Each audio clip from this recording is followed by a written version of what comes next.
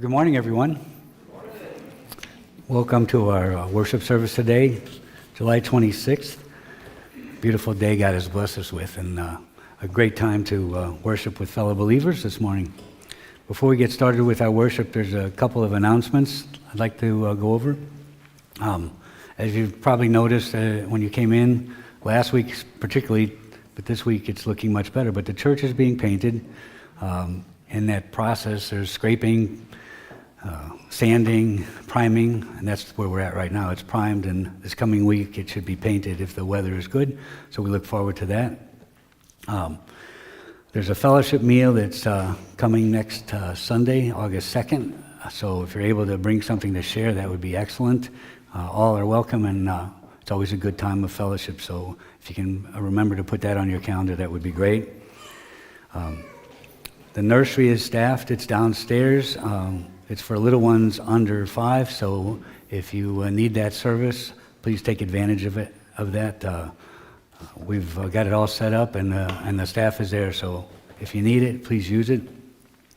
There's a couple of inserts in the bulletin today. One is the normal prayer request, so if you have a prayer request that you'd like shared with the congregation or just the elders, privately to pray for, please submit that in the offering, and we'll make sure it's distributed to the right folks so that your prayer request can be heard.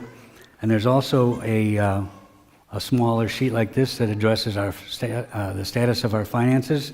Please look that over, and just a quick synopsis. You can see that our giving for the general fund is right on the goal, so we're very thankful for that.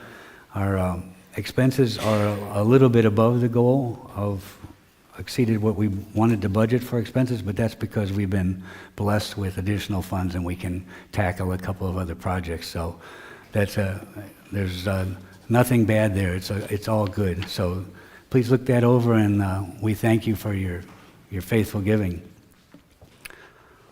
So let's turn our attention now to the worship of our triune God. We'll start with a meditation passage, and after I read this, we'll take a couple of minutes or a minute or so to meditate on this passage from the Gospel of John. So here God's word is recorded in John chapter 4. Jesus said to her, "Everyone who drinks of this water will be thirsty again, but whoever drinks of the water that I will give him will never be thirsty again. The water that I will give him will become in him a spring of water welling up to eternal life." Let's take a minute to prepare ourselves for worship.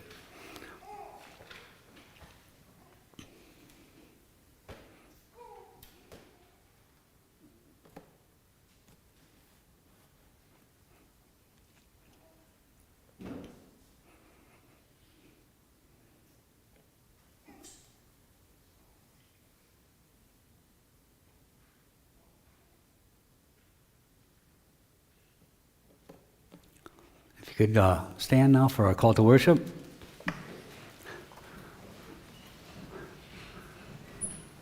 Our call this morning comes from 1 Corinthians and the Gospel of John.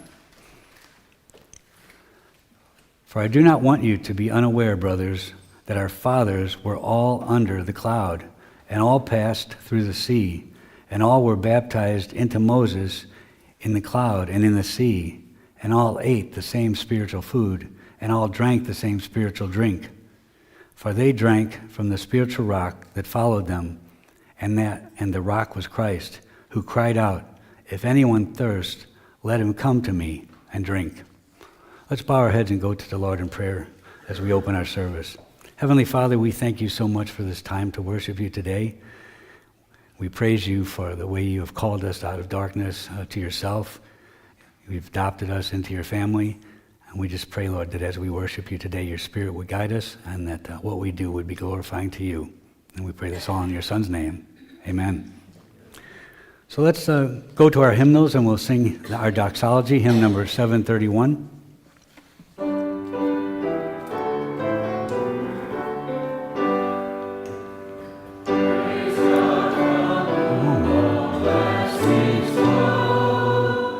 Praise him, all creatures, hear me.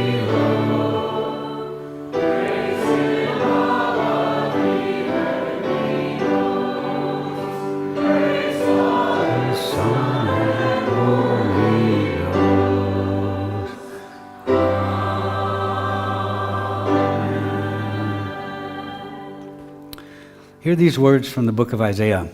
The Lord Almighty has purposed, and who can thwart him? His hand is stretched out, and who can turn it back? Let's now together sing hymn number 75, O Father, you are sovereign.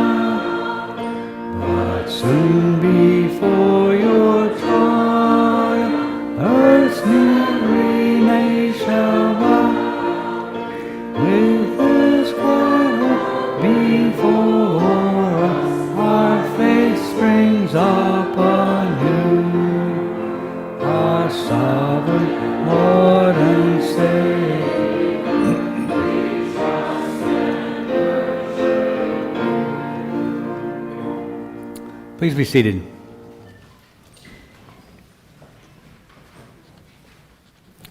We're now going to confess our faith by reciting a couple of questions from the larger catechism, questions 51 and 52.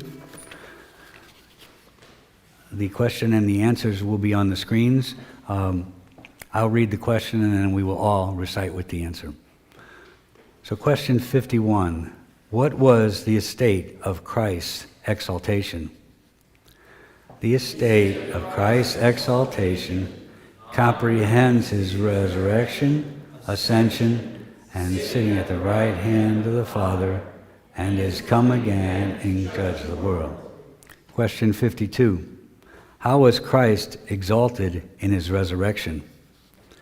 Christ was exalted in his resurrection in that, not having seen corruption and death, of which it was not possible for him to be held, and having the very same body,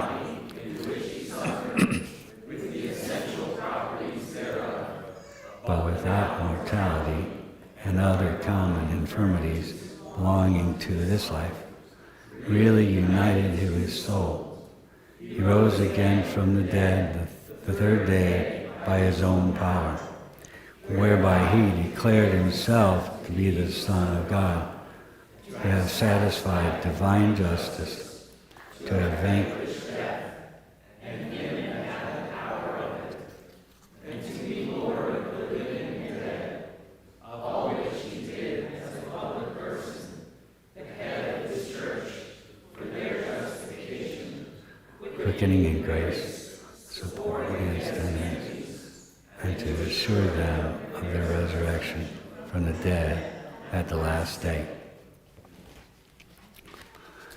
We'll now turn to a confession of sin. We are sinners in need of God's grace, and it's appropriate for us to confess our sin to the Lord. Today we will do so jointly by confessing our sin using the Book of Common Prayer. So, brothers and sisters, let's confess our sin now to the Lord. Most merciful God, we confess that we have sinned against you in thought, word, and deed, both by what we have done and by what we have left undone. We have not loved you with our whole heart. We have not loved our neighbors as ourselves. We are truly sorry, and we humbly repent. And for the sake of your Son, Jesus Christ, have mercy on us and forgive us, that we may delight in your will and walk in your ways to the glory of your name. Amen.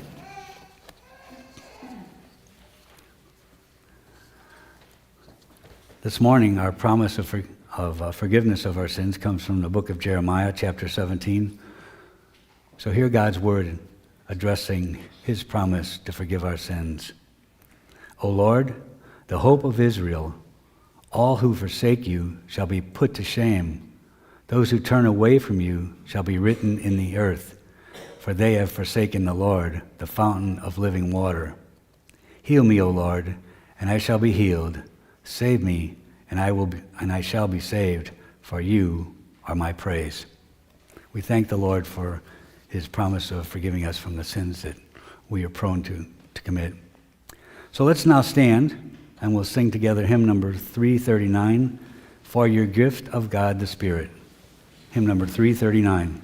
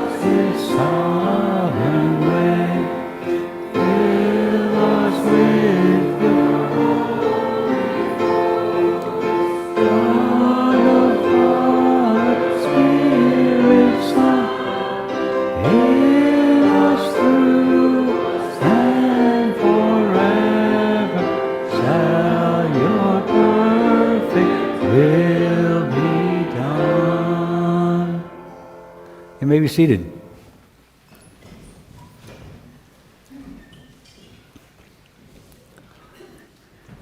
Hear these words from the Gospel of Luke addressing the giving of tithes and offerings. For whoever would save his life will lose it, but whoever loses his life for my sake will save it. For what does it profit a man if he gains the whole world and loses or forfeits himself? For whoever is ashamed of me and of my words, of him will the Son of Man be ashamed when he comes in his glory and the glory of the Father and of the holy angels. As I mentioned in our introduction to the service when we covered the announcements, the giving of the congregation is so very faithful in meeting our needs, and in other accounts like our building fund is allowing us to do extra things. So we are so thankful, and we are so blessed that God blesses each of us, and that faithful giving is occurring here. So we thank you, and the Heavenly Father thanks you. He guides us as we use these funds wisely. So let's now go to the Lord in prayer. I will read a prayer of the people, and then at the conclusion, we will all join together and pray together the Lord's Prayer. So let's bow our heads and go to the Lord in prayer this morning. Heavenly Father, we come before you today, clothed in the righteousness of your Son, Jesus Christ, thankful for your love for us and for adopting us into your family. As your children, we have the privilege of speaking with you directly at any hour of the day through prayer. We can express our love for you and our gratitude for the way in which you care for us. We can share our inner thoughts and concerns and ask you for guidance and for you to come and intercede on our behalf in the events of our lives. And we can come to you with our problems and ask you for assistance when we feel overwhelmed, helpless, or lost. Lord, we know we are so blessed to have been called out of our sin and into your family. And we are your sons and daughters, and we can call you Father. What a blessing that is. And as your children, Lord, we come to you now with our prayers and concerns. And as the book of Hebrews tells us in chapter 4, let us, Lord, approach your throne of grace with confidence so that we may receive mercy and find grace to help us in our time of need. So this morning, Lord, I pray for each of us here today. We are Christians who have been blessed by the calling of the Holy Spirit. The Spirit changed our hearts so we could discern the Word of God and receive the gift of eternal life. And we pray with thanks for this great gift. And we are Christians not because of anything we have done, but because our Lord loves us and he called us to himself. And we pray that our Heavenly Father will continue to transform us to be more like our Lord and Savior, Jesus. May he help us to love what he loved and to hate what he hated, and may he grant us patience to endure the trials that come our way. And Lord, we pray for Christians around the world who live under persecution because of their faith. We pray for their physical well-being and protection. And Lord, we ask you to be close to them when they are in need, reassuring them of your love and renewing their faith, keeping it strong no matter the circumstances they face. We also pray that you will open the eyes of all who persecute your people, letting them see the way that you love and care for your people, and letting them see how the faith of your people remains unshaken even though they go through tough times. As these who persecute see faith in action, we ask, Lord, that they would be led by your Holy Spirit to you and to understand how you love your people. Our prayer is that your Holy Spirit open their eyes so they come to see you as the one true God. Turn them from their hateful ways and have their lives transformed so that they too can call you Father. And Lord, for those who do not believe in the risen Christ, we pray that your Holy Spirit would work in them, softening their hearts and opening them to understand their sinfulness and their need for salvation. As we meet individuals who are lost and seek meaning for their lives, allow each of us, Lord, to walk alongside them and be good examples of your love. Help us to express the hope that is in us through our words and deeds, and may our humble efforts complement the work of your Holy Spirit, bringing them closer to you in a saving faith. And Father, this morning, we pray for our brothers and sisters, friends and family members who are ill and in need of healing and comfort, as well as others with special needs or who are facing unique challenges. We ask you to care for our brother Doug as he continues treatment for leukemia. We pray that you keep his body strong and his spirits high as he undergoes his course of treatment, and bless him with complete and total healing. We pray that you guide the efforts of all who are working tirelessly to provide the care he needs to defeat his form of this disease. We also ask that you watch over his wife Beth and the entire Beazle family. Keep their spirits high, bless them with good health, grant them the stamina they need so that they can love and support Doug. And we also pray, Lord, for Heather, who has just undergone a very extensive surgery and come through it very well. We thank you for the results she received, and we ask that you would continue to watch over her and Bobby, her husband, as Bobby cares for her. We thank you for the doctors who have treated her, and we pray that she would continue to get the care she needs and continue to heal.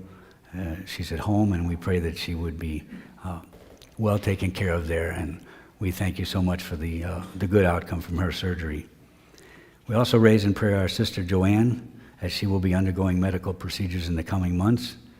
We pray for her as she takes care of the preliminary steps that are an integral part of her care plan. We also pray that the Holy Spirit guide her as she adjusts her diet in ways that complement and improve her various aspects of her health, all to provide the best outcome from the treatments that are planned. And Father, we thank you for the healing you have brought to many in our congregation. And we pray that you would continue to watch over all who have tests that are in progress or are dealing with daily various health issues that they're plagued with. Watch over them, Lord, and bring them healing and comfort, and help the treatments that they undergo to meet their needs. And we do thank you particularly for Laurie as we witness her healing from her broken ankle. And Father, we ask you to be with the men and women who serve our nation in the military. We're thankful for their willingness to serve our country and the personal sacrifice service demands they make. We pray that you keep them strong, able to execute their duties with skill and dignity and honor. We pray that you protect them from harm, and we pray that your Holy Spirit would be their constant companion, guiding them and providing them comfort as they endure the rigors and the physical and mental demands of the work they do. We also pray for the men and women who are called to lead our military forces. We ask you to give them wisdom to lead in a manner that brings you the glory, brings liberty and justice to people who so desperately need us, and makes all those who see the work that is being done, Lord, something that they know is for the betterment of mankind. And Father, we pray for our children and the children of other families we see growing up in our congregation. We thank you, Lord, for the gift that each of them is, the joy they show us in their smiles, the thrills we receive as we share with them in their accomplishments and new discoveries, and the hope we see in them. For these things we are always thankful and so very blessed. Father, we also offer our fervent prayer that each of them knows you as their personal Lord and Savior, and that they love you and serve you throughout their lives. Allow them to use the skills and talents you have blessed them with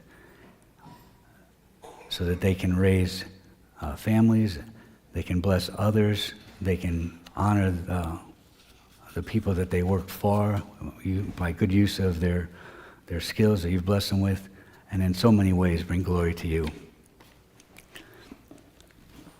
And finally, Lord, we pray for those in our church family and our extended circle of friends who will be traveling in the remaining days and weeks of the summer of 2026. We pray that you bless them with safety along their way, We pray that you would allow them to see the splendor of each area that they travel through, the glory of the things that you have created, and we ask that you bring them all home safely. And Heavenly Father, we now close our time of prayer by joining our voices and praying with one voice the Lord's Prayer. Our Father, who art in heaven, hallowed be thy name. Thy kingdom come, thy will be done, on earth as it is in heaven. Give us this day our daily bread, and forgive us our debts as we forgive our debtors.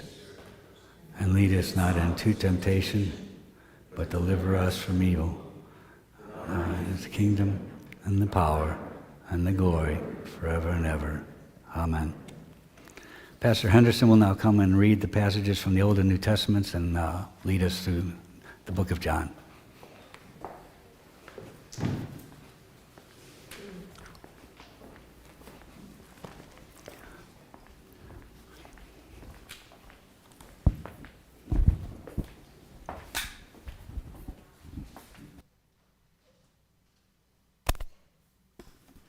Our Old Testament reading for this morning is taken from Psalm 63, and we're going to actually read 3 psalms. They're shorter psalms, but we'll read 3 of them for the Old Testament reading this morning, starting with Psalm 63 and reading through Psalm 65. Hear the word of the Lord. O God, you are my God. Earnestly I seek you. My soul thirsts for you. My flesh faints for you, as in a dry and weary land where there is no water. So I have looked upon you in the sanctuary, beholding your power and glory, because your steadfast love is better than life. My lips will praise you. So I will bless you as long as I live. In your name I will lift up my hands. My soul will be satisfied as with fat and rich food, and my mouth will praise you with joyful lips. When I remember you upon my bed and meditate on you in the watches of the night, for you have been my help, and in the shadow of your wings I will sing for joy. My soul clings to you, your right hand upholds me. But those who seek to destroy my life shall go down into the depths of the earth. They shall be given over to the power of the sword. They shall be a portion for jackals. But the king shall rejoice in God. All who swear by him shall exult, for the mouths of liars will be stopped. Psalm 64. Hear my voice, O God, in my complaint. Preserve my life from dread of the enemy. Hide me from the secret plots of the wicked, from the throng of evildoers, who whet their tongues like swords, who aim bitter words like arrows, shooting from ambush at the blameless, shooting at him suddenly and without fear. They hold fast to their evil purpose. They talk of laying snares secretly, thinking, who can see them? They search out injustice, saying, we have accomplished a diligent search, for the inward mind and heart of a man are deep. But God shoots his arrow at them. They are wounded suddenly. They are brought to ruin, with their own tongues turned against them. All who see them will wag their heads. Then all mankind fears. They tell what God has brought about and ponder what he has done. Let the righteous one rejoice in the Lord and take refuge in him. Let all the upright in heart exult. Psalm 65. Praise is due you, O God, in Zion, and to you shall vows be performed. O you who hear prayer, to you shall all flesh come. When iniquities prevail against me, you atone for our transgressions. Blessed is the one who chose, and blessed is the one you chose and bring near to dwell in your courts. We shall be satisfied with the goodness of your house, the holiness of your temple. By awesome deeds you answer us with righteousness, O God of our salvation, the hope of all the ends of the earth and of the farthest seas. The one who by his strength established the mountains, being girded with might, who stills the roaring of the seas, the roaring of their waves, the tumult of the peoples, so that those who dwell at the ends of the earth are in awe at your signs.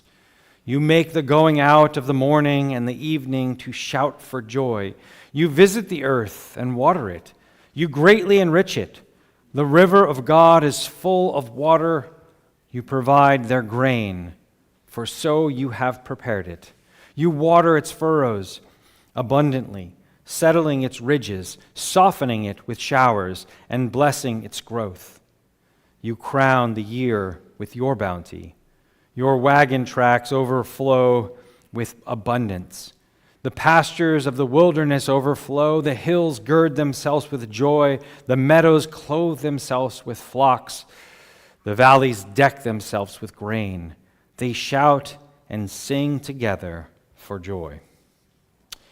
Our New Testament reading is taken from 1 John, the epistle of 1 John. And this morning we'll be reading 1 John chapter 4. And we'll be reading the entire chapter. 1 John chapter 4, 1 to 21. Beloved, do not believe every spirit, but test the spirits to see whether they are from God. For many false prophets have gone out into the world. By this you know the Spirit of God. Every spirit that confesses that Jesus Christ has come in the flesh is from God, and every spirit that does not confess Jesus is not from God. This is the spirit of the Antichrist, which you heard was coming and now is in the world already. Little children, you are from God and have overcome them, for he who is in you is greater than he who is in the world. They are from the world. Therefore they speak from the world, and the world listens to them. We are from God. Whoever knows God listens to us. Whoever is from God does not listen to us. By this we know the spirit of truth and the spirit of error. Beloved, let us love one another, for love is from God, and whoever loves has been born of God and knows God. Anyone who does not love does not know God, because God is love.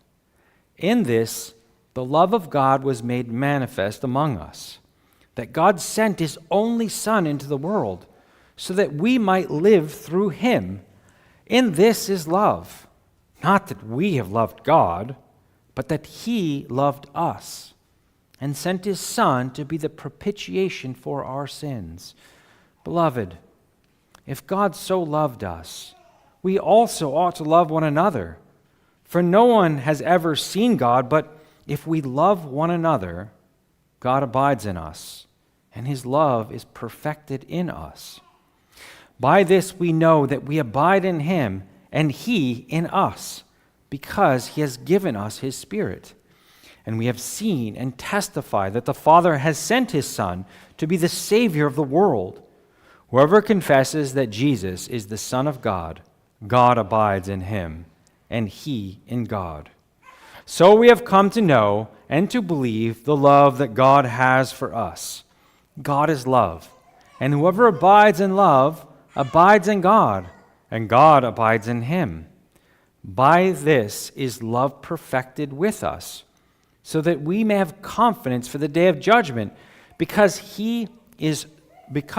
as he is, so also are we in this world. There is no fear in love, but perfect love casts out fear. For fear has to do with punishment, and whoever fears has not been perfected in love. We love because he first loved us. If anyone says, I love God, and hates his brother, he is a liar. For he who does not love his brother, whom he cannot see, if hates his brother, he is a liar. For who does not love his brother whom he has seen cannot love God whom he has not seen. And this commandment we have from him: whoever loves God must also love his brother. This is the word of the Lord.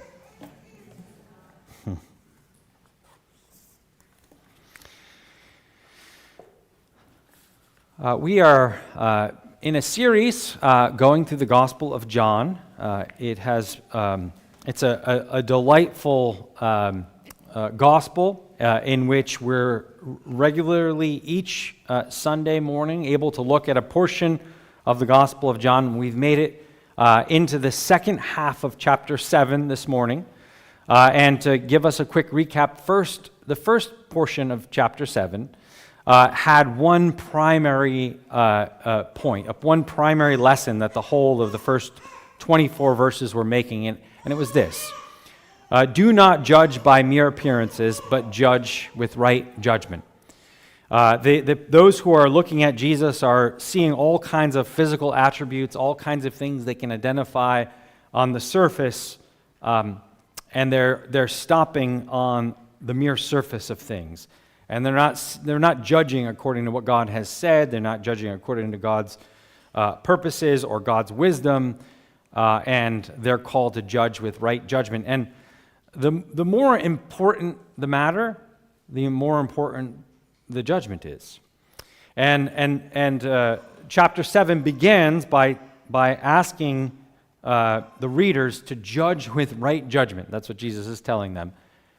And now Jesus, in the second part of chapter 7, is drawing their attention to the most important question they have to ask, or the most important question they have to answer, which is, who is Jesus? And so the question of who is Jesus is on is at the very center of chapter 7 and the second half of chapter 7, regarding judging with right judgment that comes from listening well. In the Old Testament, there's this fascinating story that has made its way into the vernacular of the English language, and the story is in Judges, and there's two different people groups. There's the Ephraimites and the Gileadites, and due to some offenses that were done or perceived to have been done, the two groups were in conflict. It was essentially a civil war, and they were at each other. And one of the things that happened during this time was they looked a lot alike because they were basically of very similar tribes, very similar heritage. So by mere appearance, you couldn't really tell whether they were a Gileadite or whether they were an Ephraimite, and yet, not being able to tell meant that you would be inviting somebody who, wanted to kill you. And so it was important that you would distinguish between who was an Ephraimite and who was a Gileadite. And the way that they ultimately did it was, although they looked, incredibly similarly, they had a word that they pronounced very differently. And the word was Sibboleth or Shibboleth. And whether you said Sibboleth or Shibboleth, you would know what group they were from. And the word actually means, it has a couple meanings, but in the context where this word showed up, it was likely flowing stream. And so they'd ask him, say, what is this body of water? And if they said Shibboleth, you knew that they were an enemy. And if they said Sibboleth, you knew they were a friend. And so now we have in our culture what we call shibboleths. And it's a term that is in English that means one small phrase or one very small action that tells you what team somebody's from or what group they're part of. It's a clear way of indicating what people you belong to. And this passage that we're looking at this morning, there's a lot of people groups. And the question is, what people group is Jesus really belonging to? Is he one of us or is he one of them? And over again, that question, is Jesus one of us or is Jesus one of them, seems to be the question that all of the different people are asking, and yet Jesus wants them to ask a totally different question. And so the question is, will they judge Jesus with right judgment? Will they hear him for who he really is, or will they make him into something he is not? And so our passage this morning is John chapter 7, verses 25 to 52, in which Jesus once again challenges the people to judge him rightly, judge him with right judgment and not mere appearances. John 7, 25 to 52 is our passage this morning. I'll read it, outline it, and then pray. This is John 7, 25 to 52. Some of the people of Jerusalem therefore said, "Is not this man, or this the man whom they seek to kill? And here he is speaking openly, and they say nothing to him. Can it be that the authorities really know that this is the Christ? But we know where this man comes from. And when the Christ appears, no one will know where he appears from or where he comes from." So Jesus proclaimed, as he taught in the temple, "You know me, and you know where I come from. But I have not come on my own accord. He who sent me is true, and him you do not know. I know him, for I come from him, and he sent me." So they were seeking to arrest him, but no one laid a hand on him because his hour had not yet come. Yet many of the people believed in him. They said, "When the Christ appears, will he do more signs than this man has done?" And the Pharisees heard the crowd muttering these things about him, and the chief priests and the Pharisees sent officers to arrest him. And Jesus said to them, "I will be with you a little longer, and then I am going to him who sent me. You will seek me, and you will not find me. Where I am, you cannot come." And the Jews said to one another, "Where does this man intend to go, that we will not find him? Does he intend to go to the dispersion among the Greeks and teach the Greeks? What does he mean by saying, 'You will seek me, and you will not find me, and where I am, you cannot come'?" On the last day of the feast, the great day, Jesus stood up and cried out, "If anyone thirsts, let him come to me and drink. Whoever believes in me, as the scripture has said, out of his heart will flow rivers of living water."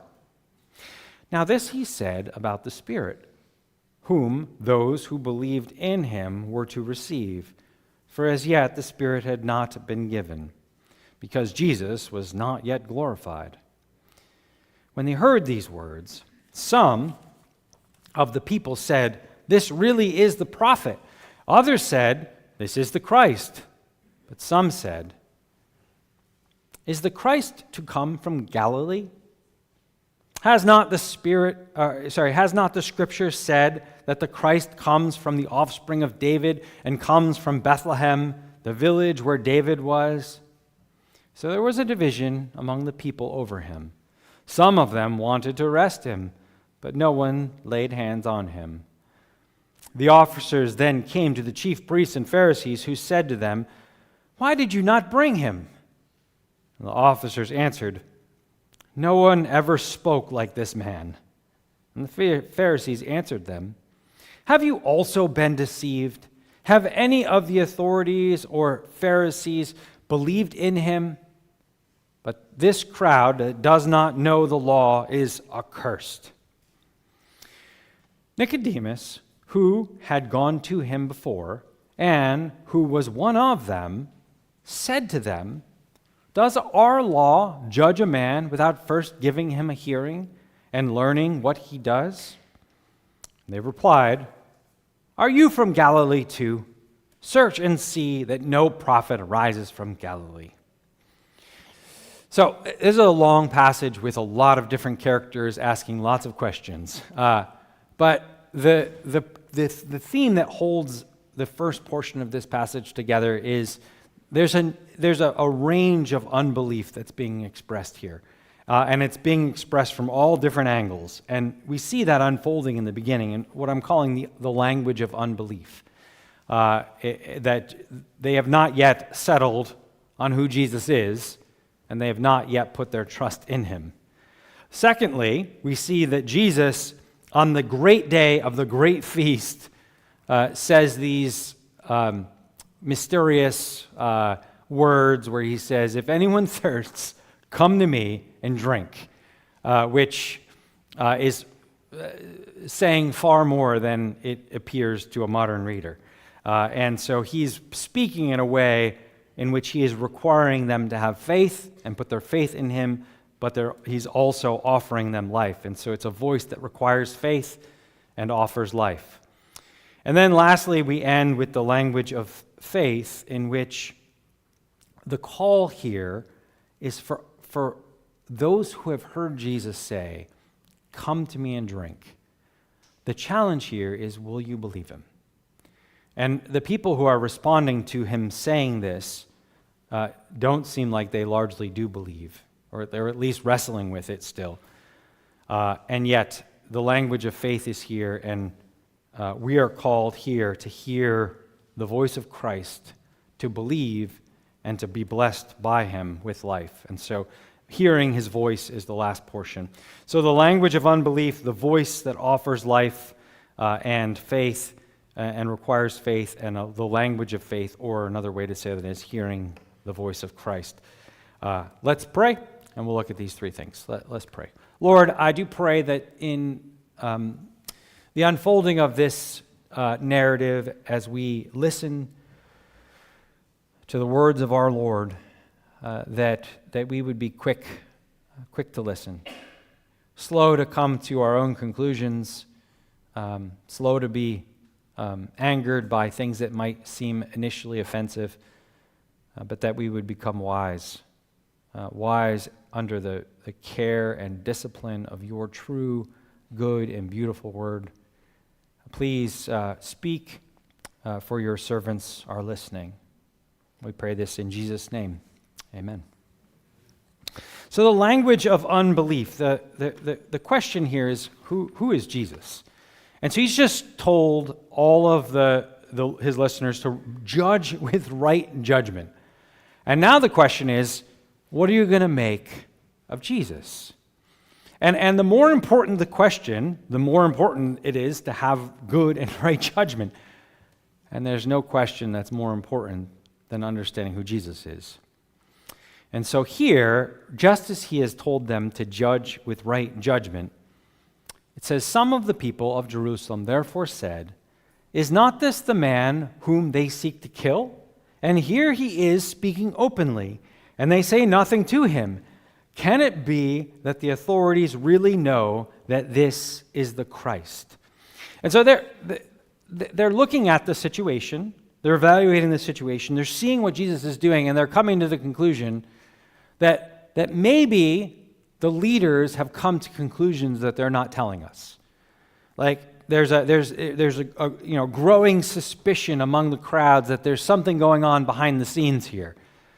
Maybe they really think he is the Christ, and they don't know what to think, but they think they know what the leaders think, which is actually the complete opposite of what they actually think, which has quite a bit of irony to it. And they're saying, can it be that the authorities really know that this is the Christ? Do they think this is the Christ? And similarly, one of the temptations of every one who is kind of, not kind of in the inner circle of the most protected information. You have the folks who have and control information, and then you have the crowds. We all think we know better. We all do. We really know. And while they may be speculating, we know better. And the unbelief frequently sounds very, very confident. Very, very confident that I can trust me. And similarly, you find that it says, but we know where this man comes from. And when the Christ appears, no one will know where he comes from. We know better. And when I read this passage, I remembered being a child and listening to a politician speak, dating myself. It was Ronald Reagan. And he won, 49 states. It was incredible how successful this guy was. And he had this line that was just so pithy. And he had a number of them, but he said this. And if you happen to be liberal, realize I'm not criticizing you. I'm just using this as a funny little pithy statement where Ronald Reagan said, the trouble with our liberal friends is that they're, I messed it up. Ugh. You got to have the punchline ready or else it ruins it.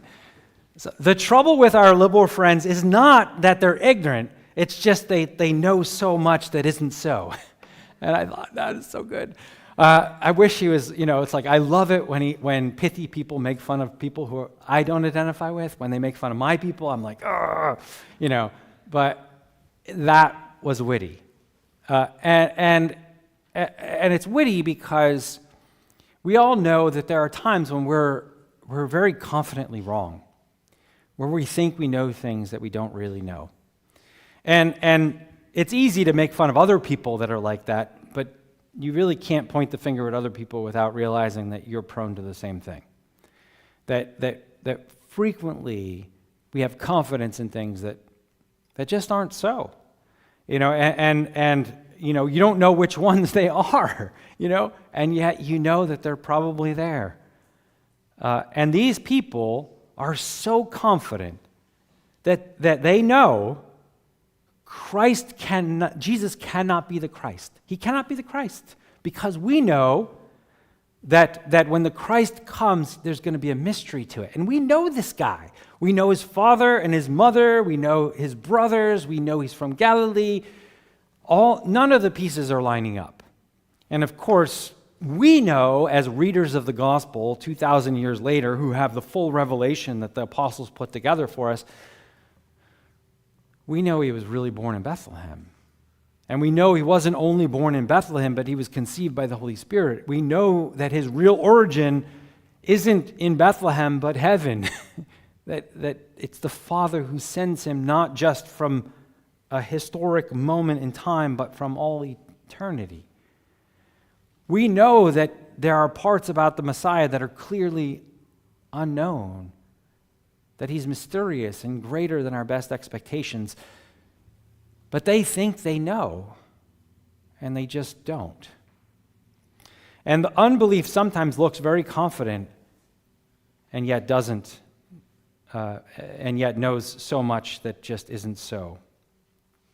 Then the passage continues. So Jesus proclaimed as he taught in the temple, "You know me," and he corrects them. He graciously, generously corrects them. He says, "You know me and you know where I come from, but I have not come of my own accord.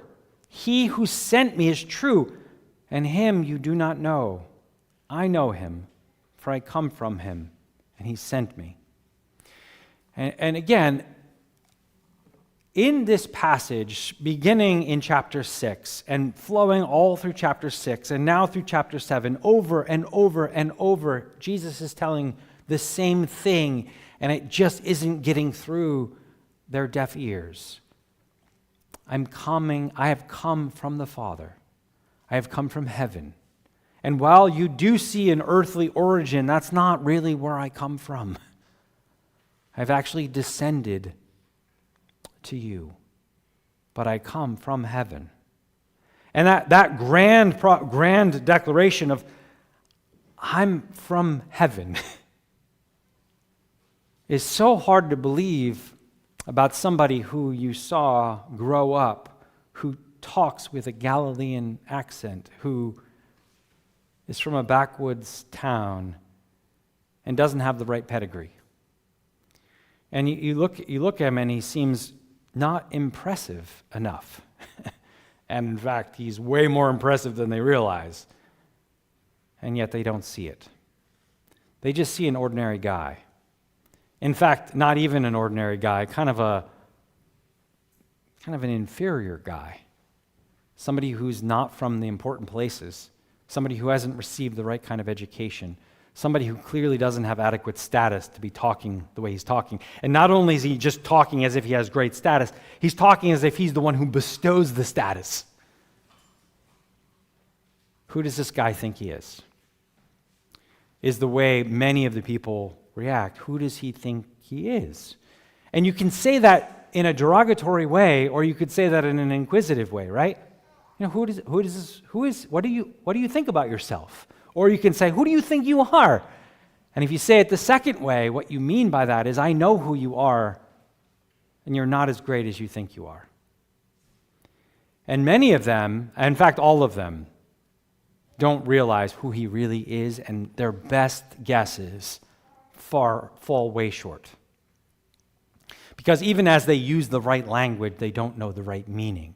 And so even the people who say maybe he's the prophet or maybe he's the Christ, they don't know what that means. They use the right words, but they don't yet have the right meaning. And so their faith is still in unbelief. And ultimately, they're going to blame their problems not on themselves, but on the one who's speaking truth to them. And so the passage continues in chapter 7, verse 30. So they were seeking to arrest him, but no one laid a hand on him because his hour had not yet come. Yet many of the people believed in him and said, when the Christ appears, will he do more signs than this man has done?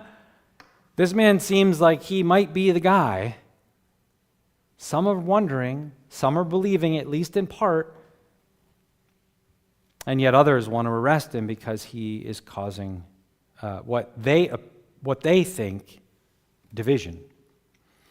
And then he says, the Pharisees heard the crowd muttering these things about him, and the chief priests and Pharisees sent officers to arrest him.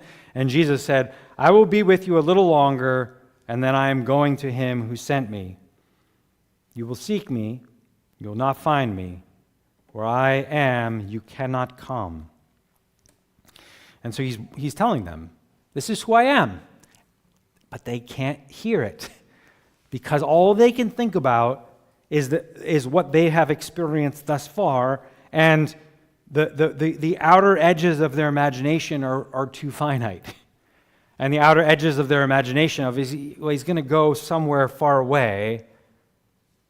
He's going to go to the Greeks. And that's what the Jews then said to one another, where does this man intend to go? Where we'll not find him? Does he intend to go to the dispersion among the Greeks and teach the Greeks? What does he mean by saying, you will seek me and you will not find me, and where I am, you cannot come? And through all this time, through all these questions, through all these seeming curiosities, the one that they go to get the answers is each other. Over and over again, the source of the answers they believe is themselves. It's like we talk amongst ourselves, and that's where the wisdom is going to come. We ask the questions ourselves, and we think we'll generate the answers. We think the answer lies within us. We think we know. It's just that we know so much that isn't so. And I think this sort of drives this point home at the end here. You know, I was talking with someone recently about making images of Jesus and you know, the impropriety of that, or, you know, the different ways that people argue about images of Jesus. And the thing that I found the most cautionary is if you look at the way people make images of Jesus, it's very frequently an image of themselves, where you make Jesus look an awful lot like you. And that's a problem, because Jesus isn't like us. In fact, Jesus is as far from us as it gets. If you were to take, you were to gather all the people in the world and line them up, and you have you, and then the next person who is the most like you, and then the next person, and you have 7 billion people lined up. Jesus would be 7,000,000,001. There's nobody who is less like you than Jesus. And yet we think if we make a picture of him, he's going to look like us, just a little better version of us. He'd be the guy right next to me. And there couldn't be anything further from the truth. And that's part of the offense. He isn't like us because he's so much better than us. And the Pharisees who have, those who are in authority, and the teachers of the law and the scribes, they all have an exalted view of we're the people who everyone should look up to. And Jesus seems to be looking down on them because he has an exalted view. And he really can't do otherwise because he's God. And they can't handle that. And so here we have this cacophony of voices sorting out the question of who is Jesus. Who is this guy? Who does this guy think he is? There's questions and rumors and arguments and speculation. But who is he really? And how are we going to find out? You know how we're not going to find out? We're not going to find out by asking ourselves. And yet that's exactly what they think. They think, you know how we're going to figure out who this Jesus is? By talking amongst ourselves. And Jesus knows the thing that they need is not their own voice, but his. They need to not listen to themselves, but to Jesus. And so Jesus speaks in a way that cannot be ignored. And yet, deaf people still don't hear it. And so the passage now culminates in this somewhat peak moment where we're in the Festival of Booths. And to remind you, this whole passage has taken place within the context of this autumn festival in the beginning of chapter 7. And this festival was what by many commentators, they thought it was the greatest of the festivals, the most celebratory, the most joyful. Think in our terms, Christmas. Like the event that grabs the most time, the most attention, the most joy, the thing the kids get the most excited about. The Festival of Booths was a time when you celebrated the great harvest, where you remember that the God who led us through the wilderness is the God that caused the rains, that produced the crops, that we're now celebrating in abundance. It is that time of harvest when there's abundance and God has given wonderful things, and you celebrate all the great things that God has given, and there's food everywhere. And you think, wow, look how God has provided. He provided rock. He provided water from a rock that got us here. And he provided water from the sky that produced this great harvest. And they celebrate the God who delivers them, the God who provides for them, and they also celebrate the God who, in the end, is going to give them living water that sets everything right. And so it's a time of celebrating God's provision in the past and God's provision in the present and God's future provision. And all of these wonderful celebrations come together in the great celebration where God has promised his presence, and through his presence, he is going to bless his people and bless the nations, and that water that brings the fruit of the land is going to bring fruit to the people.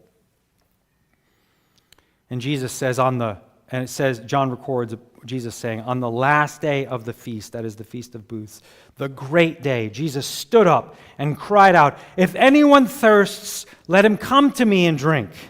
Whoever believes in me, as the scripture has said, out of his heart will flow rivers of living water."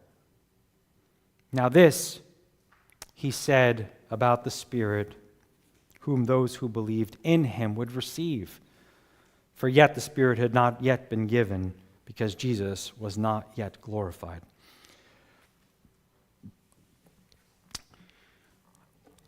It is hard for us to imagine how jarring these words of Jesus are. And I could not come up with an illustration that I think captures how jarring what he said was. But the best I could come up with, could you imagine someone you know comes to your Christmas celebration where all your kids are opening their gifts and it's just full of joy and everybody's running around excited about the next great thing, and look at how much bounty and blessing and wonderful things we're celebrating. Look at all the generosity. Look at all the wonderful things that we are celebrating. And they come in and this person says to your kids, all these gifts are from me. And you think, who do you think you are? Right? Do you think you're the creator of all things? Do you think you're the one that gave us to our kids? Do you think you're the one that gave these kids to me? Do you think you're the one that gave me the skills to earn the money? Do you think you're the one that made the money? And you think Jesus is taking credit here that's pretty jarring. What he's saying is the best festival for the most joy, where God is provided everything you have. This festival is all about me. I'm the provider of the feast. And it's hard to get your mind around that. Like, could you imagine somebody, this is Joseph's son. We know his brothers. He's just like us. Who does he think he is? You think he's Messiah? And we, of course, know that. But they didn't. And of course, we don't always know it. In fact, we struggle with it all the time when we're honest about it. But Jesus here says, come to me and drink. And if you believe in not God, but if you believe in me. These are audacious claims. It is jarringly grand. He's saying the greatest of all the holy days, I'm the provider. And he's really taking credit that seems to belong to only God. He seems to be putting himself in the center of the party. And he's saying, come to me and drink. So the crowds, the rulers, the Pharisees, the officers, all are gathering. They all have their particular group they're representing. You have the Galileans, you have those from Jerusalem. You have all these people wrestling with, who is this Jesus? And Jesus says, I am the one who gave you water. I'm the one who gives you water. And I'm the one who will give you the very thing that you need for life. If you do not have this, you will die. And I am the only one who can give it to you. And so he thou says, he speaks not with questions, but with a declaration, with a command, come to me and drink. And the passage now kind of wraps up with, what are you going to do with that? What are you going to do with a Jesus who is that great?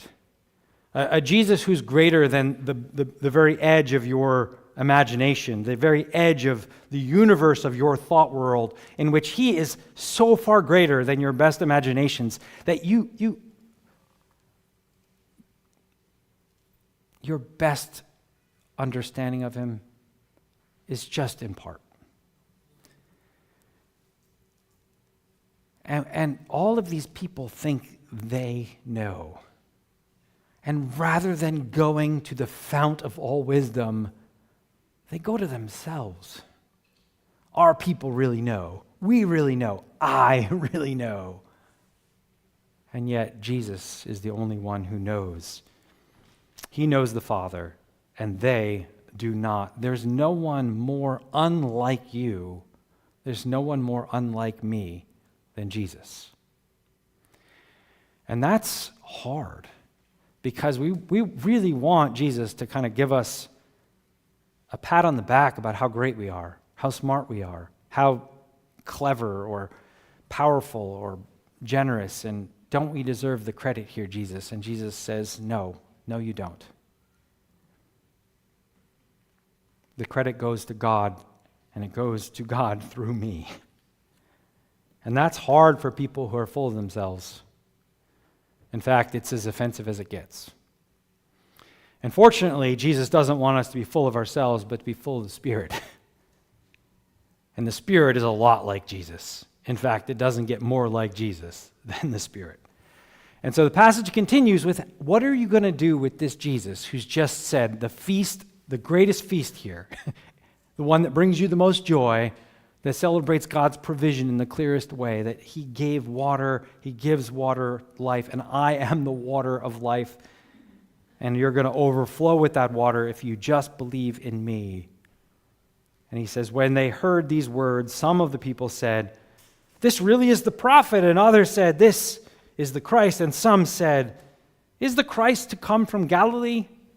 Has not the scripture said that the Christ comes from the offspring of David and comes from Bethlehem, the village where David was?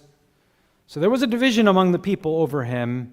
Some of them wanted to arrest him, but no one laid hands on him. Jesus divides them. And it's not because Jesus is dividing them, it's just that they're divided on Jesus. Jesus has just spoken the truth. Come to me. Anyone who comes is welcome. The Galileans, the Jerusalemites, the highest and most educated, the most simple country person that has no education, the child and the sage. It matters not. Because all that matters is him, and they are divided because they don't just come to him. And so the officers then came to the chief priests and Pharisees and said to them, who said to them, why didn't you bring him? Why did you not bring him? And the officers answered, no one ever spoke like this man. And the Pharisees answered them, have you also been deceived? Have any of the authorities or Pharisees believed in him? But this crowd that does not know the law is accursed. You lawbreakers, we told you what to do, we commanded you, you had your orders, and you broke them. And you deserve the consequences of breaking the law. And they are, you know, you imagine going back to your boss and say, like, he gave you a job, and you said, well, I didn't do the job because the guy I went to do the job for, he spoke really well. Like, what's wrong with you? Do your job. And it's not what was wrong with them, it was what was right with them. And it wasn't God's time. That was ultimately the reason. And so here, they say, this guy talks differently than everyone else. And it was so jarring, we kind of got disoriented. And in fact, they're getting reoriented if they actually listen to him. And they accuse him of law breaking. And the height of the irony of this is that it is the people who are accusing them of law breaking that are the most vile. Because they're not even considering the possibility that Jesus might be who he said he was. They're certain he wasn't.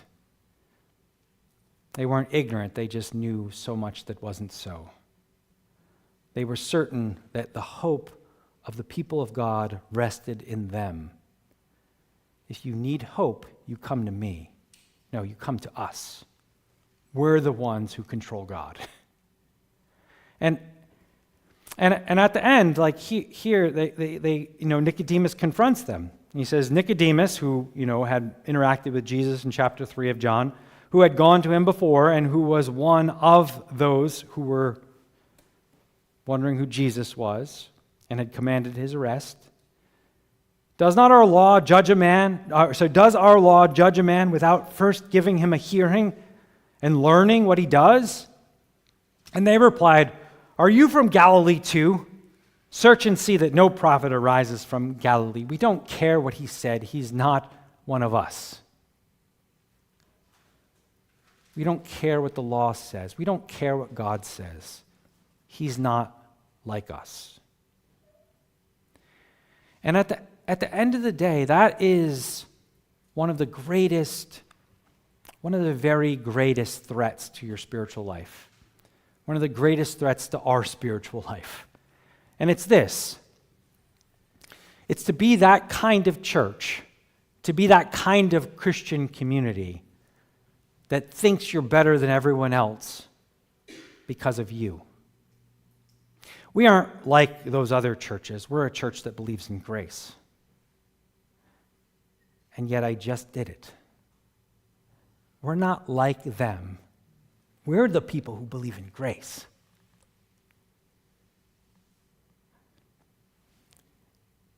It's so subtle and it's so dangerous because it's so easy to see yourself as the answer. When you get smarter or more powerful or you have a few successes, all of a sudden you start to think, I'm the hope here. Come to me and drink. And it's Jesus and Jesus alone who says, come to me and drink. It's not you. And as soon as you think it's you, or as soon as you think it's us,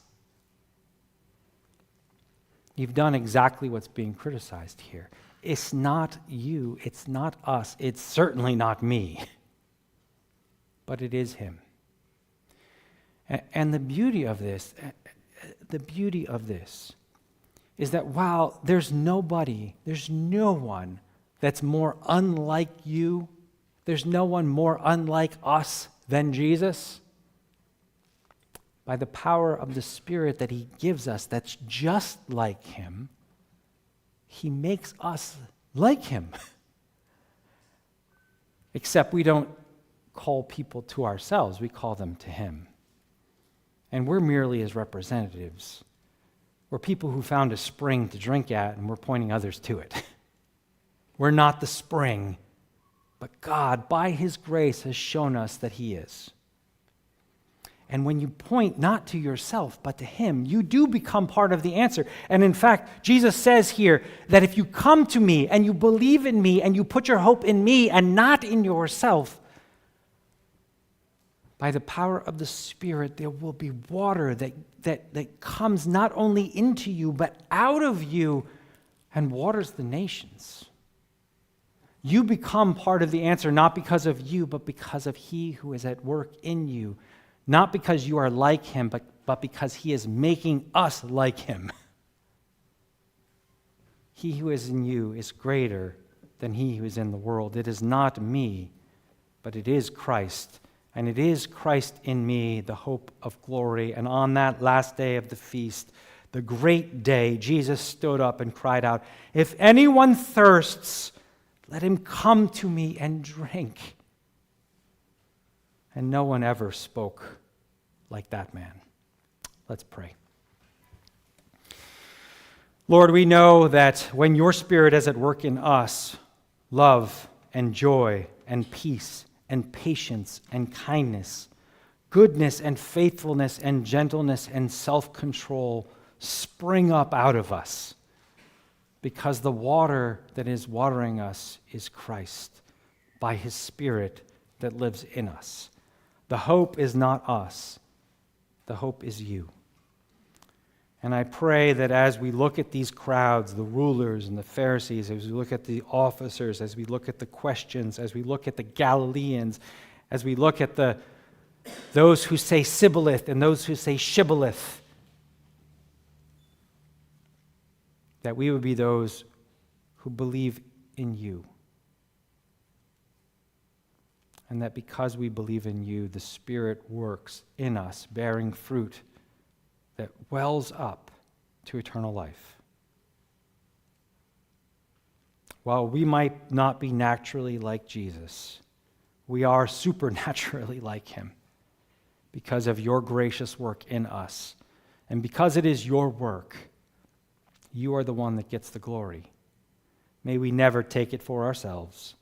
May we always direct it where it belongs, to our Lord and Savior, Jesus Christ, who by the power of the Spirit is making us like the Father. May the Spirit well up in each of us, that we might overflow in the fruit that points everyone to our great Savior. We ask this in Jesus' name. Amen. Let's respond in song with Come Ye Sinners, Poor and Wretched, which is 472 in your hymnal. Let's stand and sing.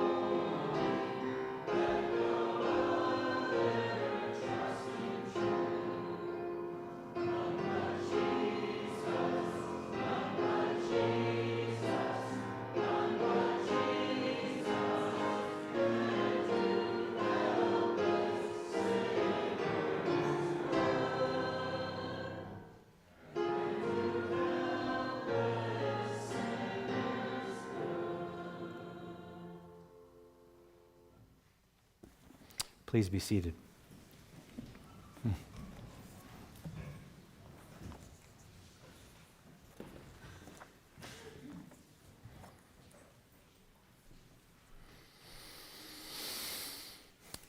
As we sang Poor and Wretched, Weak and Weary, no one else can do helpless sinners good. And if it offends us to be called a helpless sinner, good. Be offended and go to Jesus. He is the one who helps helpless sinners, even when you're offended by being called helpless. We don't trust ourselves, but we can trust our Savior. And so he says, come to me and drink. Come to me and eat. Come to me and drink. Unless you eat my flesh and drink my blood, you can have nothing to do with me. I need to die for you. You need me. And he joyfully and willingly provides himself. And those who come to this table know that. They know that there's one hope, and it's Jesus. And so if you know that, this table, and you've made that public by joining a church that believes in Jesus, this table's for you. Come, eat, and drink without money. Jesus paid. And give him the glory. Let's pray. Lord, we come to your table knowing that it is provided by you and no one else. And when we think we can bring something of merit to earn our place here, we don't understand what we're coming to. We're sinners, and you're not. And that makes us very much not like you. And yet you invite us to yourself that you might make us like yourself. And ultimately we will be sinless in glory. And that, by the Spirit, is our great hope, that you are making us more and more like you each day. And ultimately, when we're glorified, we'll be like you because we will see you as you really are. And what a glorious day that will be. But even now, we look at what you have done, we look at what you are doing, and we look at what you will do, and we put our hope only in you. Please use these common elements for your spiritual purposes, that you might nourish our faith. We ask this in Jesus' name. Amen. The Lord Jesus Christ, in the same night in which he was betrayed, he took bread, and when he had given thanks, he broke it. And he said, "Take and eat. This is my body given for you. Do this in remembrance of me." As the bread is passed around, it is in individual cups. Please take and eat as you are individually ready.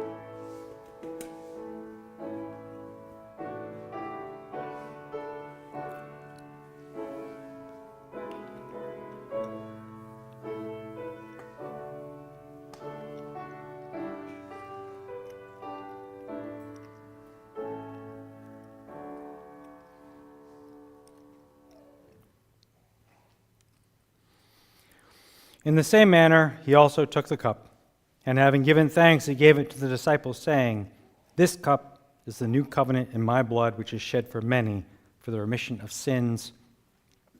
As the cups are passed around, the outer circle is grape juice, and the inner circles are wine. Please take as your conscience leads. Also, please wait for everyone to be served, and we'll take the cup together.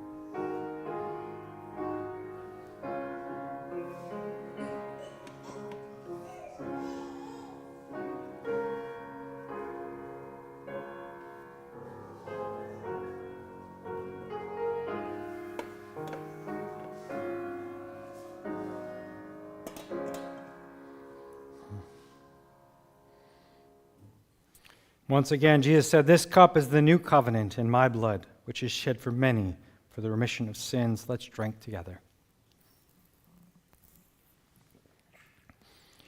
Please stand as we sing the Gloria Patri.